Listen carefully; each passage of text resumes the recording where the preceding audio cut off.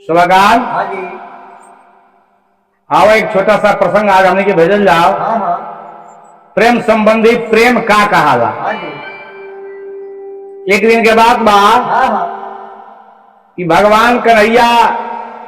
बैठल बानी 16,308 रानी लोग बैठल बा। बैठल बा। कन्हैया जी के मुंह से निकल गई हाँ हाँ। कि कुछो बात का जौन प्रेम राधा से बा इस संसार में ना मिली। ना मिली। ये बात सुन करके 16,108 रानी लोग मन में विचार करी। भाई। कथा सुनो तनी तो ध्यान दे। हम हाँ हाँ। विचार कर कि एक दिन हम जब भूख हड़ताल कर जाओ भैया।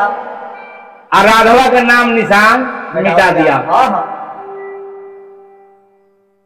समूचा रानी लोग आपस में विचार करके हाँ हाँ। आ खाना दाना सब बंद कर रहा। हाँ जी।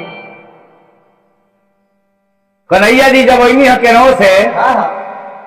तो पूछले मोहन की क्या बात बा, बोली। काहे अपने सब मन मार के बैठल बानी। हाँ हाँ। रुक्मिणी जी कहले कि जेकर मरद हाँ हाँ। दूसरा पति से बतियावे हाँ जी। वो पत्नी के घर में कोई खुशी होई ना हुई ना हुई। रउरा रे बा हमने के इतना सुंदर सुंदर बानी सत्यभामा से लेकर के रुक्मिणी से लेकर के जामवंती से लेकर के कुबरी से लेकर के एक से एक हमने बानी, लेकिन ओकरा बाद भी राउर नाम राधा से हटत नहीं थे। नहीं थे। आज हमने संकल्पित हो गए बानी कि जबला रउआ राधा के नाम मिटाएब ना तो हम ये कुछ खाएब ना। हाँ जी। कन्हैया जी पूछले तो कौन उपाय बा। बोली। रानी को कि ये उपाय बा और कि पूरा है। शहर में गांव में नगर में डूगी बजवा दी, जे राधा के नाम लियो के फांसी पर लटका दिए। लटका दिया। है। 2-4-10 जने मुई है हाँ। डरे कि राधा के नाम ना गई है। करे इतने बात बात हाँ तो भोजन बनो बोलो। अब यहाँ डूगी बजवा दिया। हाँ जी। नाना प्रकार के भोजन बनल। है है। कन्हैया जी के पावल अपने पावल खुशी के मारे ठेकाना नहीं थे कि बिहान डूगी बाज या राधा सौतीन के नाम में टक जाई। हाँ जी। लेकिन जब आधा रात भई हाँ जी। तो कन्हैया जी सोचले कि जब राधा के नामे मिट जाई हाँ जी। तब प्रेम मिट जाई। मिट गई। अचानक एगो माधव जी बखेड़ा कइले, एगो नाटक रचले। का कइले? कहले कि बड़ी पेट में दर्द बा हो दादा। चिल्लाए लगले मोहन कहत रे हो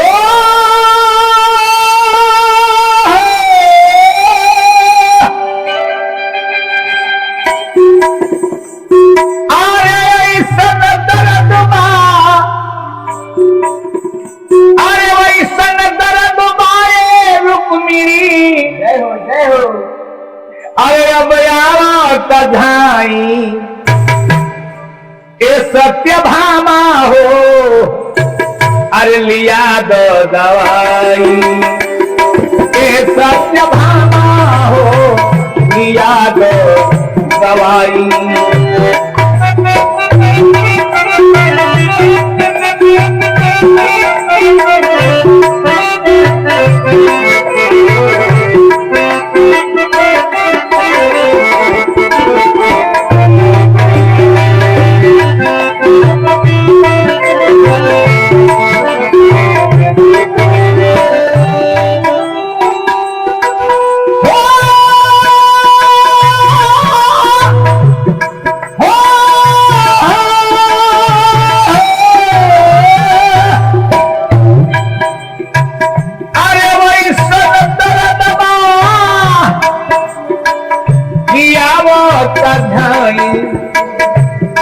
सत्यभामा हो मंगा दो दवाई बाबा।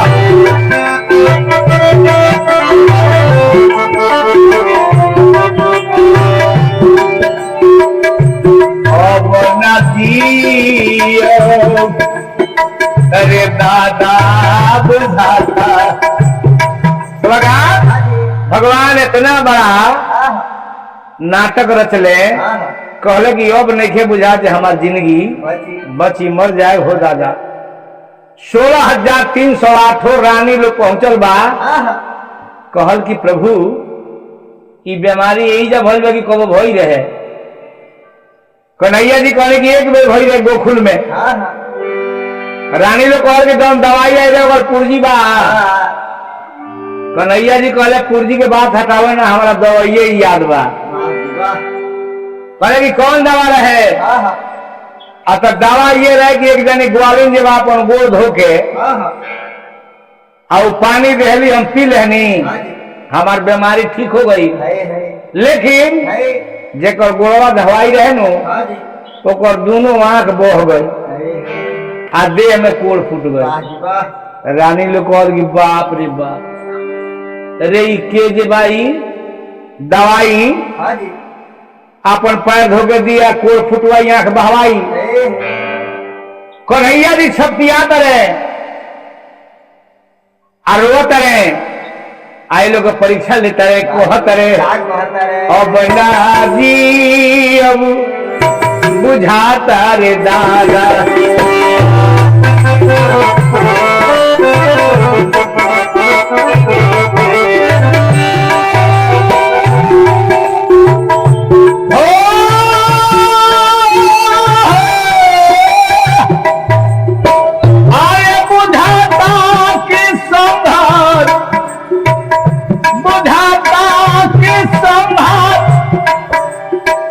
चक्के में छूट जाई भामा हो लिया दवाई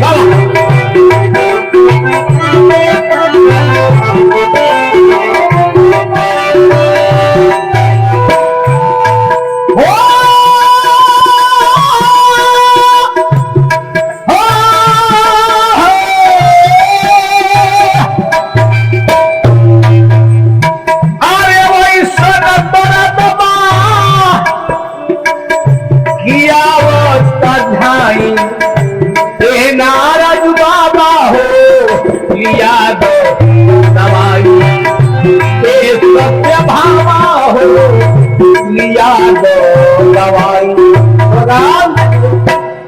इतने में नारद बाबा भी पहुंच गई अब बीड़ा बजावत हरि गुण गावत जब बाबा पहुंचले हाँ तो कन्हैया से कहले का यारी कौन बखेरा शुरू कैसे बोलो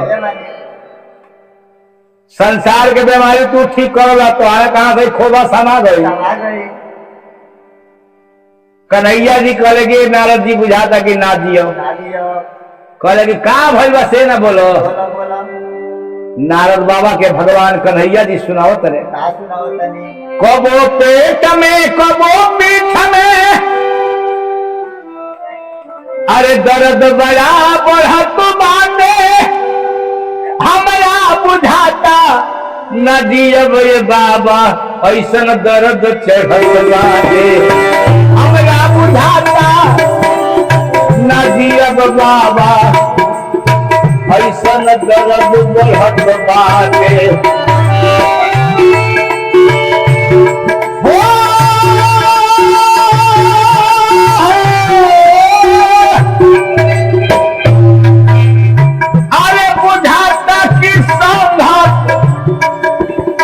राधा से छूट जाई ए नारद बाबा हो याद दवाई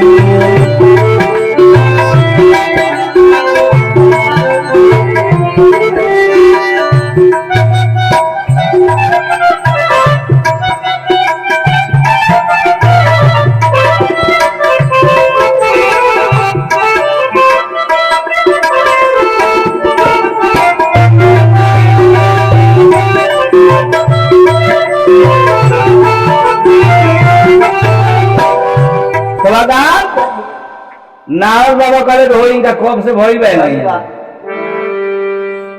रानी लोग कॉल के 12 बजे रात से चिल्लाता नहीं है के 11 बजे तो गप सब भइल हो आना धुन ये का बोरी खाए ना जमनी हो केहू कहता कि हमारा दूध पूरा खाए ना जमले हो नारद जी कहले कि एकर मतलब है कि जरूर कोई ना कोई कांच बना के जगह बा खिया देले बा हाँ जी और वह पेट में इनका के धइले बा कहले कि एकर कोनो दवाई बा ए कन्हैया जी को भई रही सन भगवान कन्हैया कहले कि बाबा एक बेर भई रहे गोकुल में हाँ हाँ कहले तो बीमारी केना ठीक भई बोली आ तो एगो ग्वालिन जे बाप गोड़ धो के दहली हाँ हाँ और वह पानी हम पिए नहीं तो हम ठीक हो गई नहीं हाँ जी लेकिन जिनकर गोड़वा धोवाई रहे लो हाँ हाँ उनकर दोनों आंख बह गए पोल फूट गए सत्यभामा जी रुक्मिणी जी जामवंती जी सारा लोग 16,108 रानी बैठल बा आ नारद बाबा कहले गए एक आदमी के आंखें बह जाई तो का हो जाई हाँ भाई धोवा एक जने गोड़ दे दहला भगवान के कहले ना हो 16,108 रानी लो इनकार हो गई कन्हैया जी कहत रे आपन जनाना आपन न भई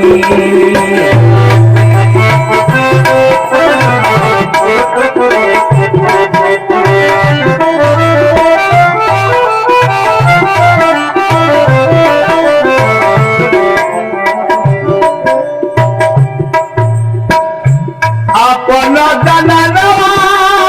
बाबा हो आपन न भइली आरे परल बा समैया अरे बैरी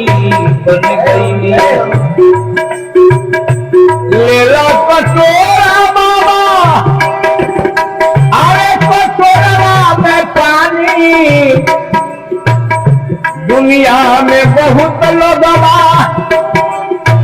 अभी प्रेम के ज्ञानी है बाबा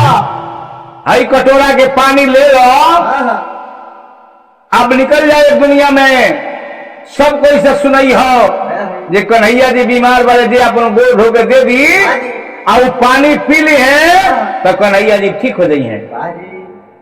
लेकिन इहो बात बता दिए कि जेकर गोड़ धोवाई आ कन्हैया जी जब पानी पी है उनकर आंख बह जाई पोल फूट जाई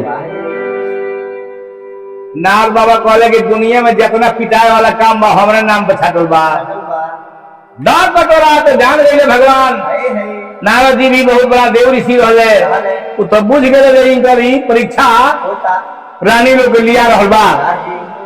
कटोरा में पानी लेके जब नारद बाबा आगे बढ़त रहे का कहत रहे कन्हैया बीमार बारे द्वारिकापुरी बाबा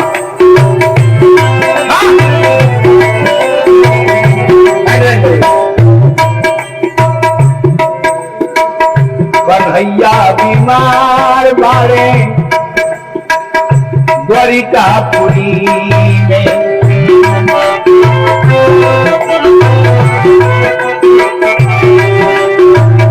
ओ दावा खोजतानी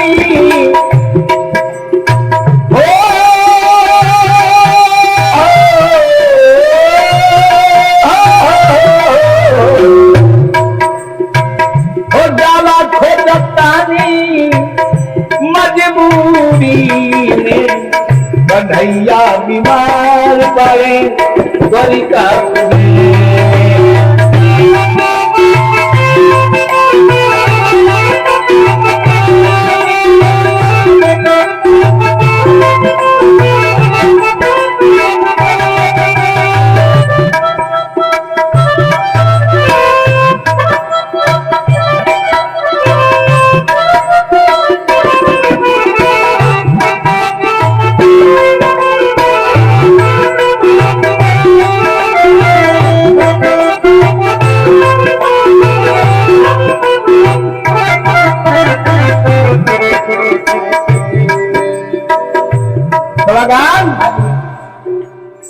नारद बाबा लगले खोजे दवाई जौने गांव में जाता लोग से कहता रहे कि जेकर गोड़ धोवाई ओकरा कोल फूट जाई गांव के लोग मारे के धीरावता बाबा के भगा देता एने कन्हैया जी अब आराम करता रहे चलते चलते नारद बाबा कहाँ वैले चलत चलत गईले बरसा में नगरिया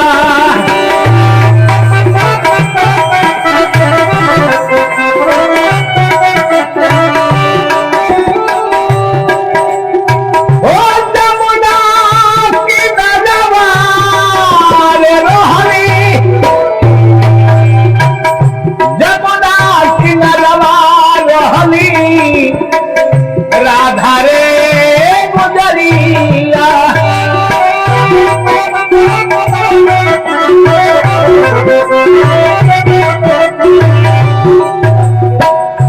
सुनली बीमार पारे बाबू प्रेम के बहुत बड़ा बखान बा आजो पहले बात आ प्रेम कहियो प्रेम रहल बा हर बात प्रेम के कहियो महत्व घम नहीं के भई आ ना होई राधा जी जब सुनली हो कि कन्हैया जी बीमार बड़े नारद जी कहत रहे बहुत है बेहोश भक्ति में पड़ रही ये है आ जब ई कान में आवाज आई जो कन्हैया जी बीमार बड़े बैठ गई हाँ जी राम बाबा हरे हरे कहा चिल्लाता नहीं बोलिए नारद बाबा कहत रहे कि हे राधा रानी कन्हैया बीमार बड़े द्वारिकापुरी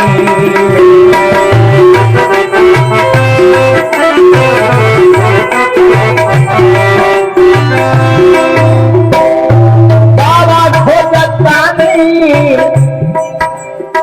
हो बाबा खोजता नहीं रे अरे मजबूरी में कन्हैया बीमार बारे द्वारिकापुरी में राधा रानी कहली कि एगो तो ऊ पागल आ दूसर का तू पागल आ तीसरा लोग के पागल बनौले बड़ो नारद जी कहले कि काहे ऐसा बात बोलते नहीं राधा जी कहली कि सुन लो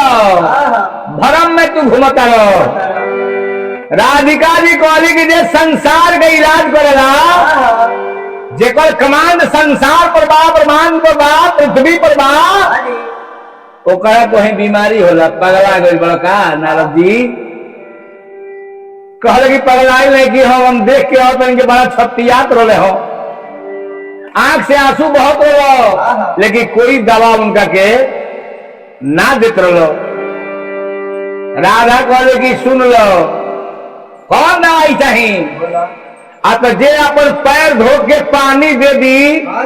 और वह पानी भगवान कन्हैया पी है पेट के दर्द ठीक हो जाई लेकिन जेकर गुड़ धोआई रही ओकरा कोड़ फूट जाई आंख बह जाई राधा रानी ठठा के हंसली आ कहत ब्रह्म ज्ञानी नारद बाबा सुनो ब्रह्मा विष्णु सनत संगादित अरे जे कर टहल कर तुम्हारे करा कैसन दर्द ये बाबा अरे वो कहे मरत बारे करा कैसन दर्द ये बाबा अरे वो कहे मरत बारे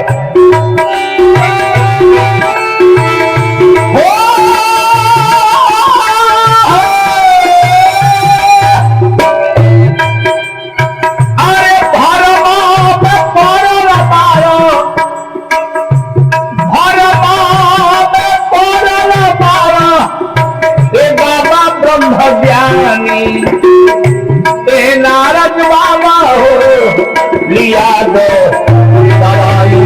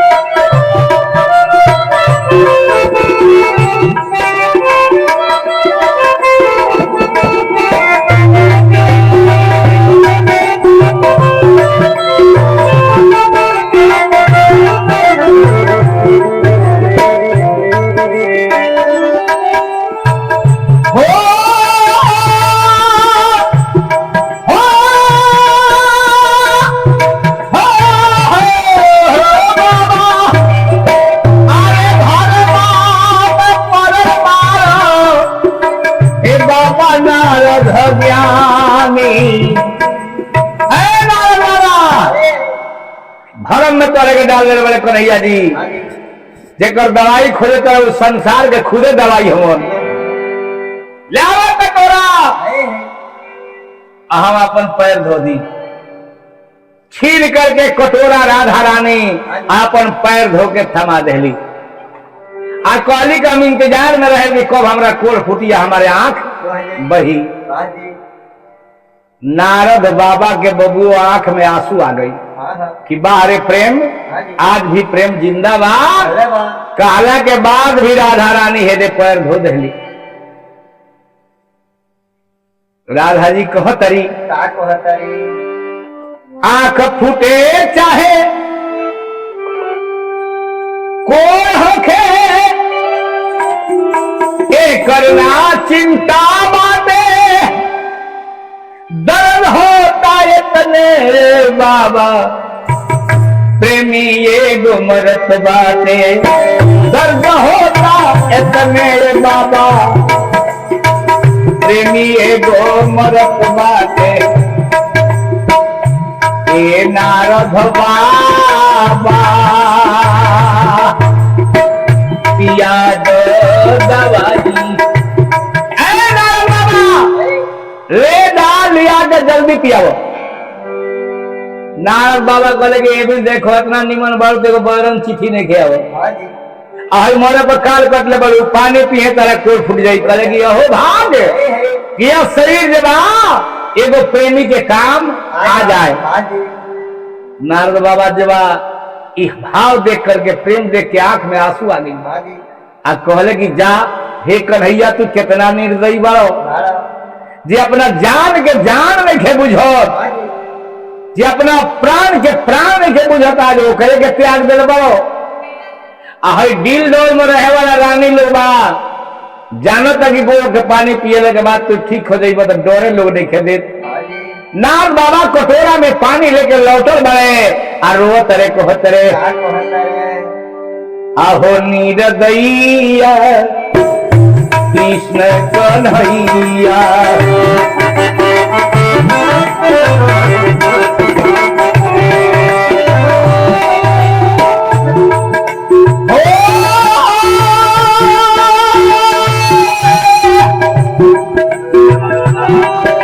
आहो निर्दयिया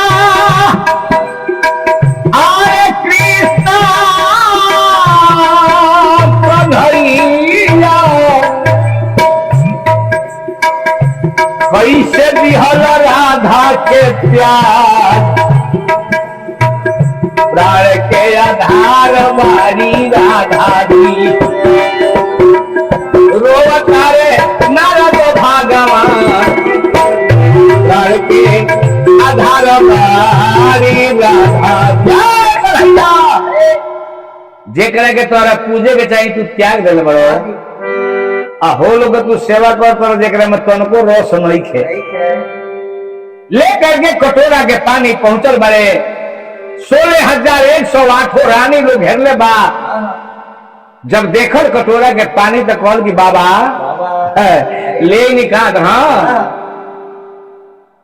रुक्मिणी पूछली कि दवाई कहाँ मिलल हो नारद जी कहत रे का कहतरी जमुना किनारा एगो राधा रे गुजरिया बाबा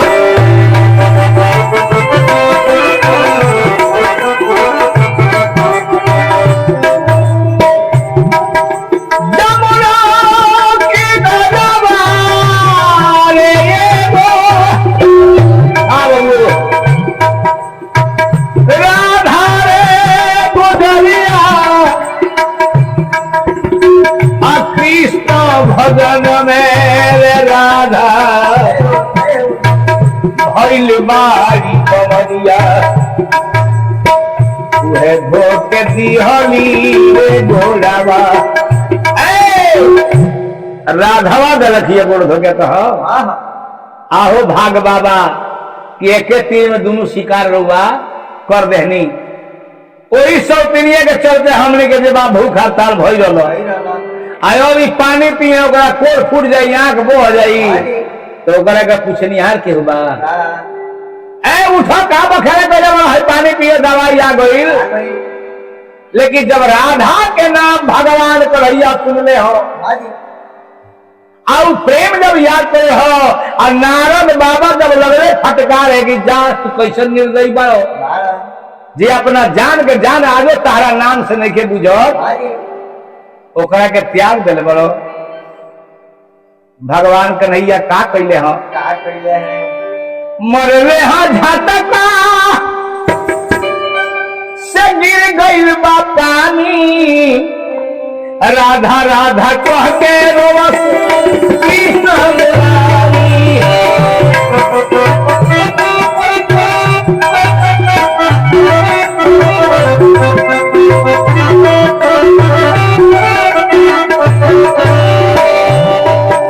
मरले हा झटका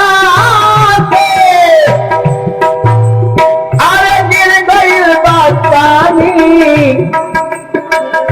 राधा राधा कही के रोवस कृष्ण मुरारी राधा न रहती न बाचित रे परनवा लगा मरले झटका से भगवान पानी गिर गई हाँ आ कहले कि हे राधा मेरा था आज तू ना रह तो तारा कन्हैया के प्राण सुन जाई छूट जाई पानी गिर गई उठ गई कन्हैया जी कहले के नारायण ए ले ताल पूरा आप पूरा विश्व में बजाओ राधे कृष्ण कहो राधे वाह जी कृष्ण कहो कहत रे आपन जनानामा आपनो न भई नारद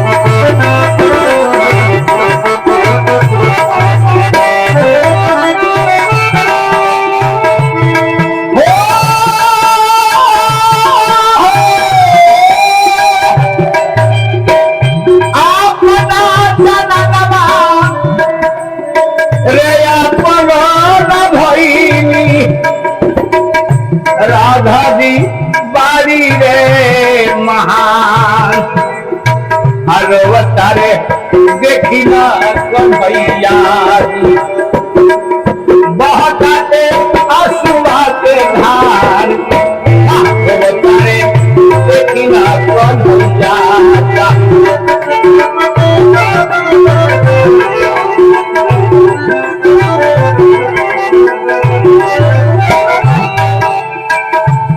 हो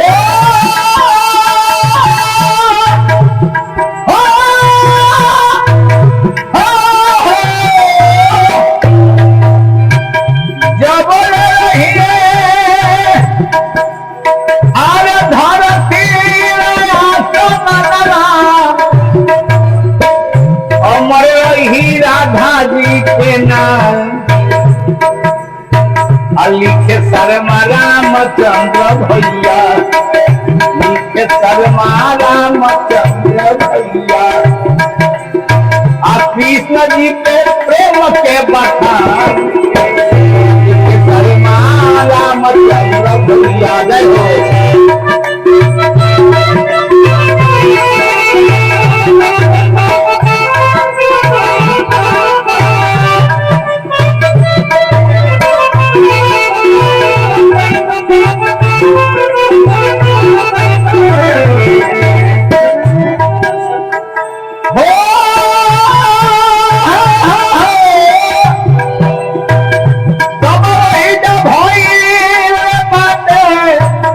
रानी लोके ज्ञान इतले तरले हा परीक्षा आए नंदा जी के हो लाल इतले तरले हा परीक्षा लगान ई तो भगवान परीक्षा लेते रहे रानी लोग के ज्ञान हो गई हो गई करे दादा ई तो बड़ा लॉस से परीक्षा लेके हमनी के जेबा डैमेज कर दहले बदले नारद बाबा उठौले नारद बाबा अपन बीड़ा पूरा विश्व में बजौले कि राधे कृष्ण कहो राधे कृष्ण कहो वाह जी हम व्यास रामचंद्र शर्मा आपन भजन लिखल होगा सबन के लगे भेज रहल बनी प्रेम के बहुत बड़ा बखान होला बोला आजकल गीत गावे वाला लोग नहीं थे आज सुने वाला भी बहुत कम बा अरे बा रोज सबन गीत सुनता नहीं टप दे बढ़ा देता नहीं अरे सुने तब न ज्ञान होई, ना सुने तो कहां से होई। तो लिखे शर्मा अरे रामचंद्र भैया तो भक्तन से हारे रे भागवान। लिखे शर्मा रामचंद्र भैया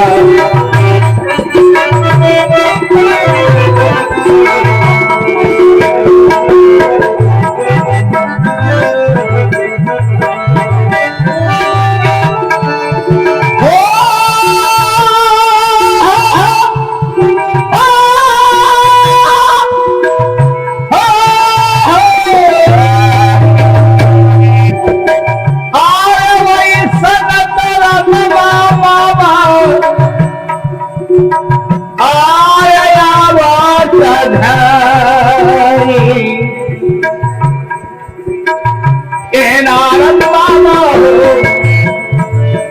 लिया दो दवाई। ए नारद बाबा